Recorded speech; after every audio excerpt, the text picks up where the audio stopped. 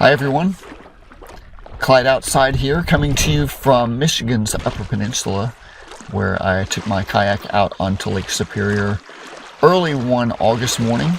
I woke up about 6:30 and put on the water by 7 when the winds were still calm and I had a good sea state. And I paddled out to the Pictured Rocks section,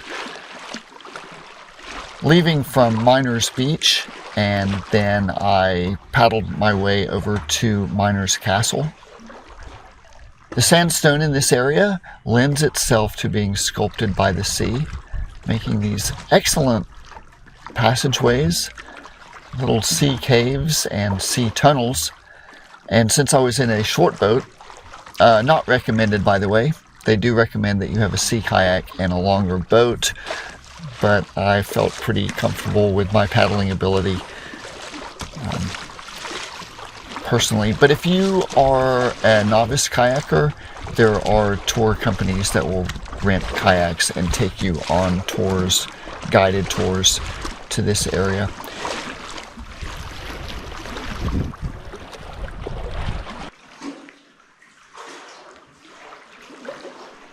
Since I was in a shorter boat, I was able to paddle directly into some of these sea caves. Pretty fantastic. A lot of fun getting in here.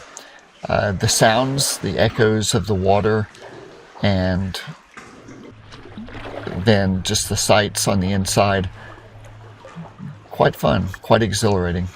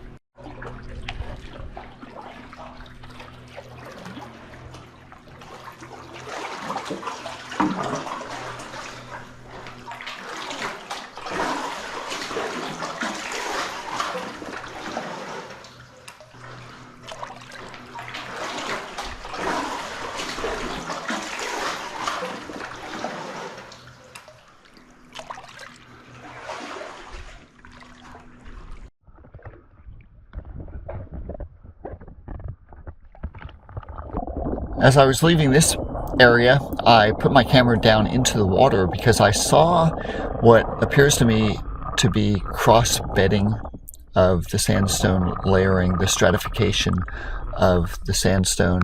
And if you've watched my other videos, specifically when I was out west exploring the sand dunes of Nevada, I saw quite a bit of cross-bedding there. Up top, at the observation platform, they have some good placards showing the different stratification and the layers of the sandstone, all the way from the Jacobsville layer at the bottom. So this is Miners Creek, which flows into Lake Superior. You can see the tannin-rich waters. And it was fun finding a little bit of whitewater. Since I was in my whitewater boat, I just wanted to surf into these waves just a little bit. Pretty shallow. So, just still class 1 plus whitewater, but a little bit of flow was a fun diversion from the open waters of Lake Superior.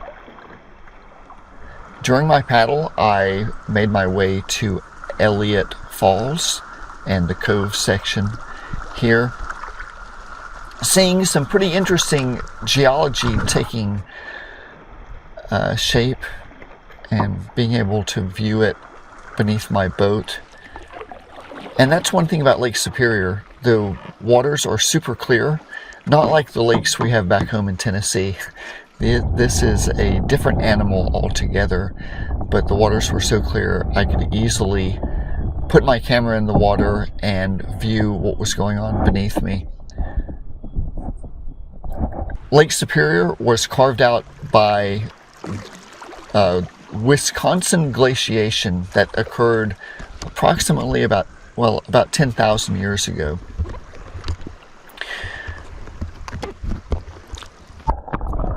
So here, once again, I'm always fascinated with cross-bedding and aeolian layering of sandstone.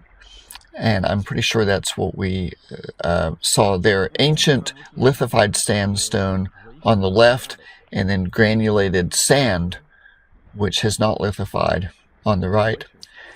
And since Lake Superior was carved out by glaciers, I saw quite a few glacial erratics, and I believe that's what I'm seeing in front of me here in the camera view. I believe this is a basalt boulder that would have been moved by the glacier, either, probably deposited as the glacier retreated some 10,000 or so years ago.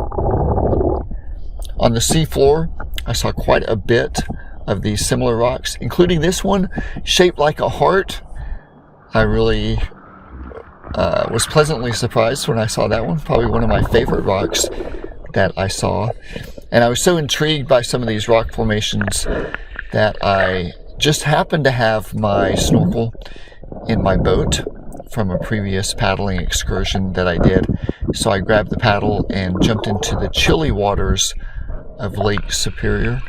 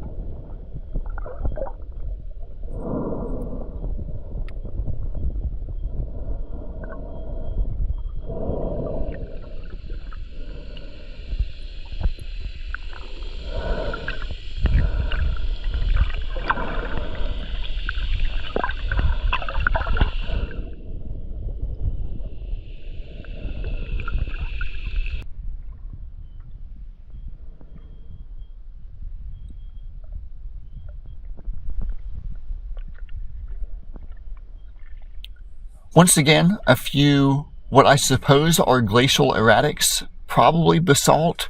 There's probably some granite in here also. If any local geologists are viewing this video, let me know in the description below exactly what I'm looking at here, and if in fact these are glacial erratics and what they're made out of. Are they basalt? Are they granite?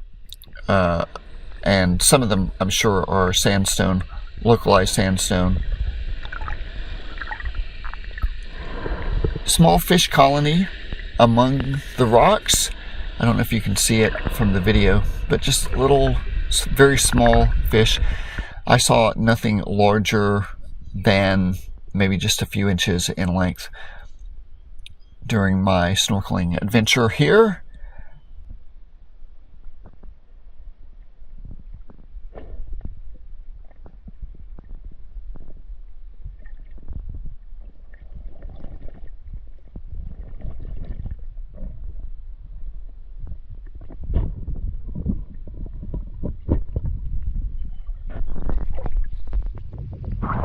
Shout out to a friend I met during my paddling trip. Linda gave me some good tips, and before I pulled my boat out, I just had to pay one more visit to these sea caves. I was so intrigued with them. And then one more view of the heart-shaped rock. This is Clyde outside. If you enjoy adventurous geology, be sure to give me a subscribe. That's my trip report from Pictured Rocks, Upper Peninsula, Michigan.